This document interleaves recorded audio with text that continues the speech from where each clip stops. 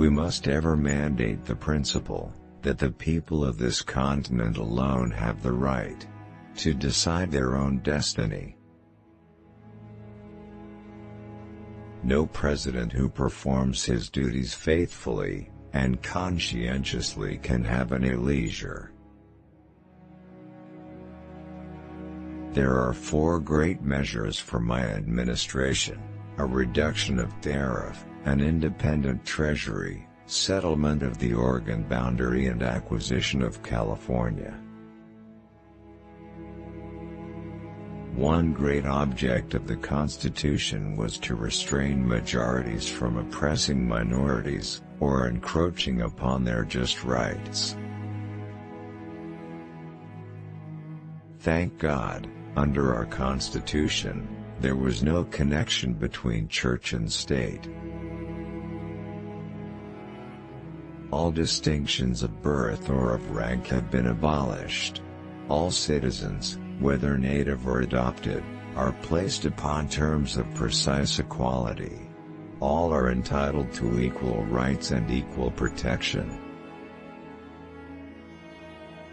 Under the blessings of divine providence, it becomes us, in humility, to make our devout acknowledgments to the Supreme Ruler of the universe, for the inestimable civil and religious blessings with which we are favored.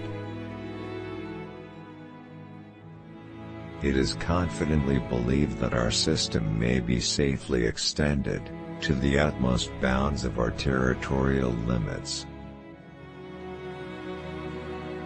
With me, it is exceptionally true that the presidency is no bed of roses. I cannot, whilst President of the United States, descend to enter into a newspaper controversy. Peace, plenty, and contentment reign throughout our borders, and our beloved country presents a sublime moral spectacle to the world. The presidency is not a bed of roses.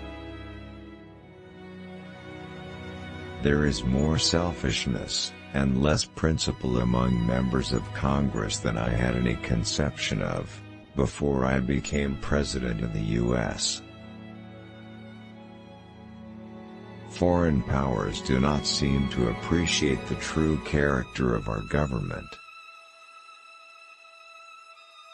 The gratitude should be commensurate with the boundless blessings which we enjoy. If a man would shake and not be shaken, grip and not be gripped, taking care always to squeeze the hand of his adversary as hard as it squeezed him, then he suffered no inconvenience from it. Although in our country the chief magistrate must almost of necessity be chosen by a party and stand pledged to its principles and measures, yet in his official action he should not be the president of a part only, but of the whole people of the U.S. No president who performs his duties faithfully and conscientiously can have any leisure. If he entrusts the details and smaller matters to subordinates, constant errors will occur. I prefer to supervise the whole operations of the government myself rather than entrust the public business to subordinates, and this makes my duties very great. The world has nothing to fear from military ambition in our government. No union exists between church and state, and perfect freedom of opinion is guaranteed to all sects and creeds.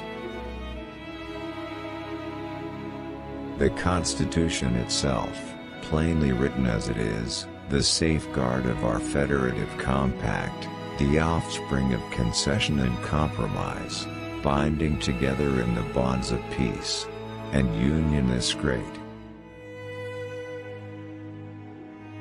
An increasing family of free and independent states will be the chart by which I shall be directed. Under the benignant providence of Almighty God, the representatives of the states and of the people are again brought together to deliberate for the public good. The gratitude of the nation to the sovereign arbiter of all human events should be commensurate with the boundless blessings which we enjoy. Minorities have a right to appeal to the Constitution as a shield against such oppression. When I observed a strong man approaching, I generally took advantage of him by being a little quicker than he was and seizing him by the tip of the fingers, giving him a hearty shake, and thus preventing him from getting a full grip upon me. The passion for office among members of Congress is very great, if not absolutely disreputable, and greatly embarrasses the operations of the government. They create offices by their own votes, and then seek to fill them themselves. General Taylor is, I have no doubt, a well-meaning old man. He is, however, uneducated, exceedingly ignorant of public affairs, and I should judge, of very ordinary capacity. I am heartily rejoiced that my term is so near its close. I will soon cease to be a servant and will become a sovereign. Public opinion, may it always perform one of its appropriate offices, by teaching the public functionaries of the state and of the federal government, that neither shall assume the exercise of powers entrusted by the Constitution to the other. Thank God, under our Constitution there was no connection between church and state, and that in my action as President of the United States I recognized no distinction of creeds in my appointments office. I love you, Sarah. For all eternity, I love you.